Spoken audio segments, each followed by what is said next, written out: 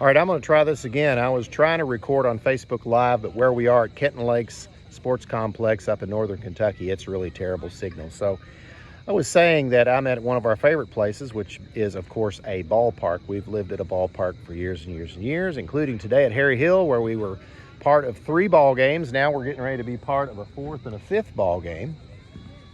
And that's just the way it is. Now, this morning at Drennan, I left you with Acts chapter 24. And this was the story, again, of Paul being put on trial. And he's appearing before lots of different authorities, including Governor Felix. And it was going kind of wild there. And Felix is like, I'll listen to you when it's convenient to me. Now he's been passed off to another governor, Festus. And his case is going to be brought to King Agrippa, who is Herod Agrippa II. Now, if you hear Herod, you're like, oh yeah, Herod. Not a good guy in the Jesus story. That's right. This is chapter 25 of the book of Acts, verses 13 through 27. It says, after some days, King Agrippa and Bernice came to Caesarea to greet Festus. When they had been there many days, Festus laid Paul's case before the king, saying, there is a certain man left a prisoner by Felix, about whom the chief priest and the elders of the Jews informed me when I was in Jerusalem, asking for a judgment against him. To them I answered, it is not the custom of the Romans to deliver any man to destruction before the accused meets the accusers face to face and has the opportunity to answer for himself concerning the charge against him. Therefore, when they had come together without any delay, the next day I sat on the judgment seat and commanded the man to be brought in. When the accusers stood up, they brought no accusation against him of such things as I suppose, but had some questions against him about their own religion, and about a certain Jesus who had died, whom Paul affirmed to be alive.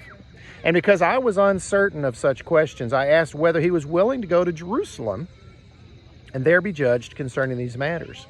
But when Paul appealed to be reserved for the decision of Augustus, I commanded him to be kept till I could send him to Caesar. Then Agrippa said to Festus, I would also like to hear the man myself. Tomorrow, he said, you shall hear him. So the next day when Agrippa and Bernice had come with great pomp and had entered the auditorium with the commanders and the prominent men of the city, at Festus's command, Paul was brought in. And Festus said, King Agrippa and all the men who are here present with us, you see this man, about whom the whole assembly of the Jews petitioned me, both at Jerusalem and here, crying out that he was not fit to live any longer. But when I found that he had committed nothing deserving of death and that he himself had appealed to Augustus, I decided to send him.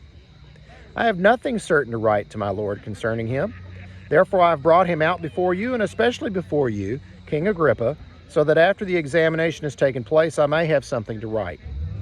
For it seems to me unreasonable to send a prisoner and not specify the charges against him.